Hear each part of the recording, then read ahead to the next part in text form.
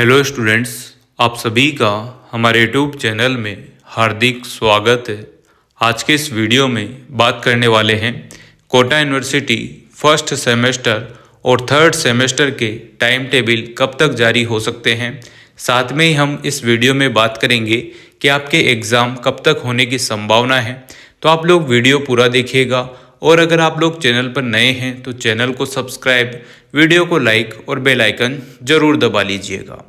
जैसा कि स्टूडेंट आप सभी को पता होगा कि आपके सेमेस्टर प्रणाली अप्लाई हो चुकी है और पिछले साल की अगर हम बात करें तो फर्स्ट सेमेस्टर और थर्ड सेमेस्टर के जो एग्ज़ाम थे वो अप्रैल महीने में हुए थे, अप्रैल मई तक गए थे, ठीक है।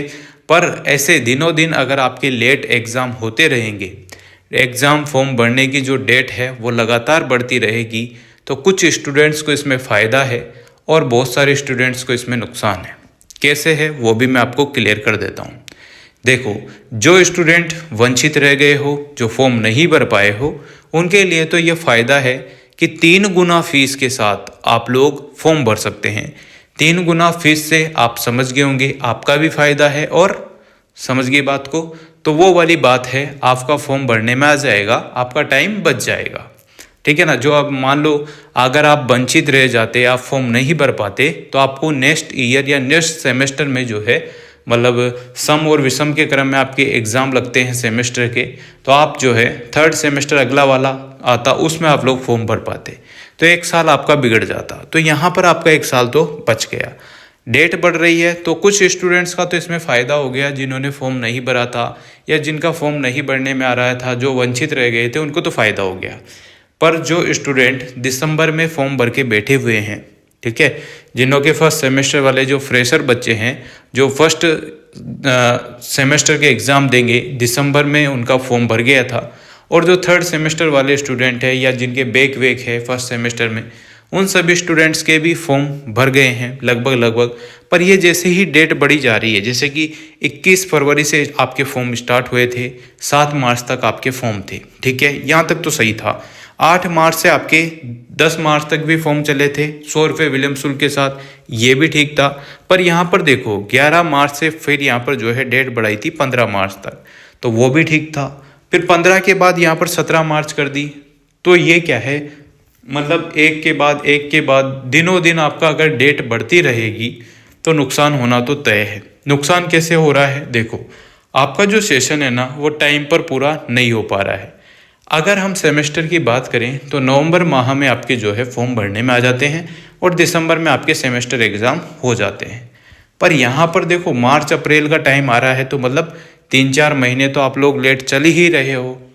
अब जैसे ही आपका एग्ज़ाम लेट है तो आपका जो है एग्ज़ाम लेट है तो रिजल्ट भी लेट ही आना है, रिजल्ट लेट आना है तो रिवलेशन के फॉर्म भी लेट ही आएंगे, रिवलेशन के फॉर्म लेट आएंगे तो रिवलेशन का रिजल्ट का तो पता ही नहीं है, क्योंकि सेकंड सेमेस्टर के रिवलेशन का रिजल्ट का ही नहीं पता है अभी तक तो। और जहाँ तक आपके सेकंड सेमेस्टर के रिवलेशन का रिजल्ट नहीं आ जाता, वहाँ तक ये कोटा यूनिवर्सिटी आपके फॉर्म की डेट बढ़ाती रहेगी। ये इसलिए है क्योंकि इसके पीछे भी एक लॉजिक है, मैं बताता हूँ आपको क्या लॉजिक है। जैसे ही सेकंड सेमेस्टर में किसी स्टूडेंट्स के कम मार्क्स थे, उसने रिवलेशन का फॉर्म अप्लाई किया। अब रिवलेशन के फॉर्म अप्लाई करने के बाद उसका रिजल्ट आएगा, रिजल्ट आने के बाद अगर वो पास हो जाता है तो वो थर्ड सेमेस्टर के फॉर्म भर पाएगा।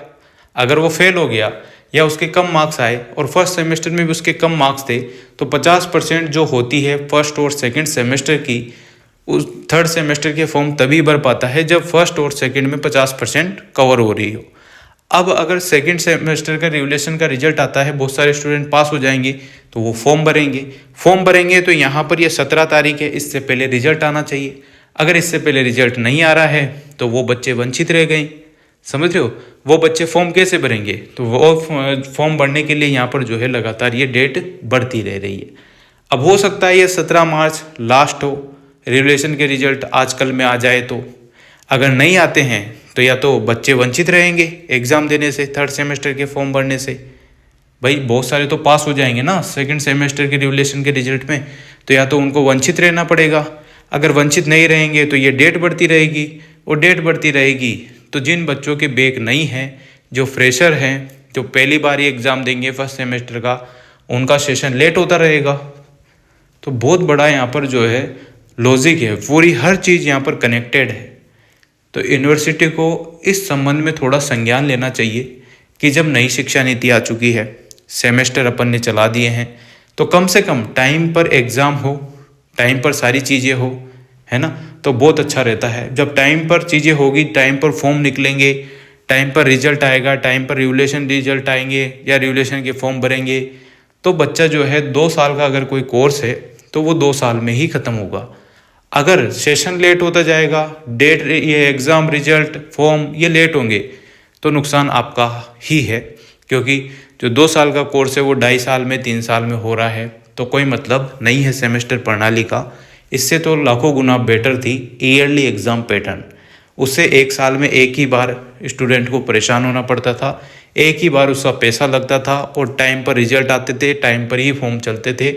अभी जो है सेमेस्टर तो चला दिया पर टाइम पर चीज़ें नहीं हो रही है, तो बहुत अच्छी बात थोड़ी नहीं है। ठीक है, तो जो भी है, जैसा भी चल रहा है, इसमें अपन कुछ कर तो सकते नहीं हैं। बस यही है कि कोटा यूनिवर्सिटी को थोड़ी चीज़ें बेटर करने की कोशिश करना चाहिए, क्योंकि अभी हाल फिलहाल कोरोना भी नहीं चल रहा है। चलो पहले तो कोरोना था तो मान सकते थे कि भाई डिले हो रहा हो, है ना, और बहुत सारी चीज़ें हैं। अब इनों के लेवल पर इनको सुधार करने की ज़रूरत है। थोड़ी बहुत चीज़ें सही होगी तो मानते हैं यूनिवर्सिटी में बहुत सारे बच्चे हैं, सब चीज़ें हैं, पर ये सब चीज़ें पहले भी होती आ रही है और अभी भी हो रही है। तो इसमें थोड़ा इम्प्रूव करेंगे तो टाइम कम लगेगा। जैसे अभी अप्रैल में एग्ज़ाम हो रहे हैं तो किसी टाइम मार्च में हो जाए, फिर फरवरी में हो जाए, फिर जनवरी में हो जाएंगे, फिर दिसंबर तक आ जाएगी, तो वो एक लेवल पर वापस से आ जाएगा। और अगर ऐसे ही चलता रहा मार्च अप्रैल, तो वो सबके साथ ही ऐसा ही होगा फिर। ठीक है ना, तो इसको थोड़ा सा सुधारने की थोड़ी सी आवश्यकता है। बाकी ऐसा है नहीं कि सही नहीं हो सकता, सारी चीज़ें सही हो सकती है और सही करने का प्रयास भी कोटा यूनिवर्सिटी कर ही रही होगी। चलो यहाँ पर देखो, हार्ड कॉपी जमा कराने की जो डेट है वो 21 फरवरी से स्टार्ट हुए थे और 18 मार्च यहाँ पर जो है 18 मार्च 2025 लास्ट डेट है।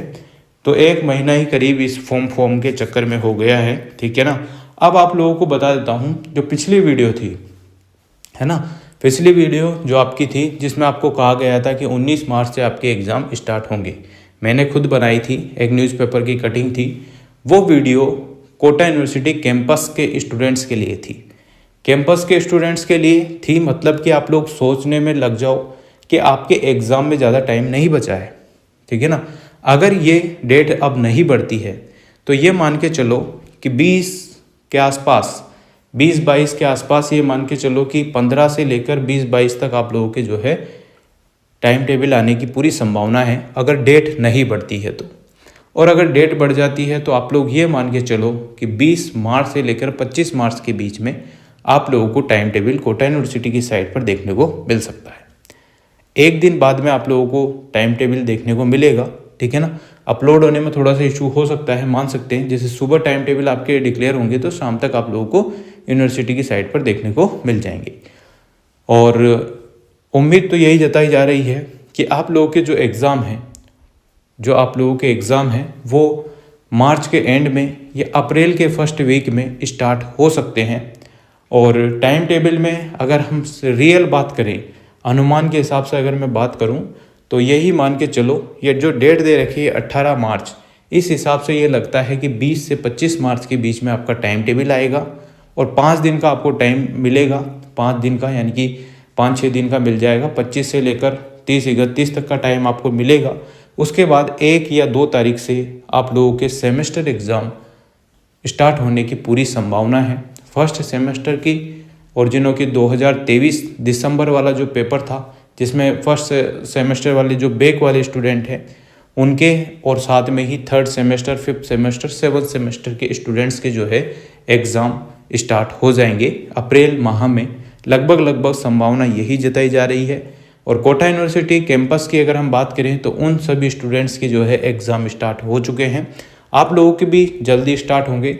वो जो पिछली वीडियो थी उसमें आप लोगों को मैंने 19 मार्च कुछ बताया था एग्ज़ाम स्टार्ट होने की, वो कैंपस वाले स्टूडेंट्स के लिए था। और आप लोगों के लिए जो है मार्च के लास्ट में या अप्रैल के फर्स्ट वीक में आप लोगों को एग्ज़ाम देखने को मिल सकते हैं। जो भी अपडेट आएगा वो आप लोगों को बिल्कुल बता दिया जाएगा। निश्चिंत आप लोग रहें क्योंकि अभी जो कल पेपर में आया था उसमें यही कहा गया था कि अभी बहुत सारे स्टूडेंट्स के जो है प्रैक्टिकल चल रहे थे, तो वो लगभग कंप्लीट हो चुके हैं। तो उसके बाद ही आप लोगों के एग्ज़ाम टाइम टेबल जारी कर दिया जाएगा। तो एग्ज़ाम टाइम टेबल जारी करने का जो है उन्होंने यही बताया था कि 20 के आसपास 20-25 में आसपास जो है आपका टाइम टेबल आ जाएगा और उसके बाद ही जो है आपके एग्ज़ाम होंगे।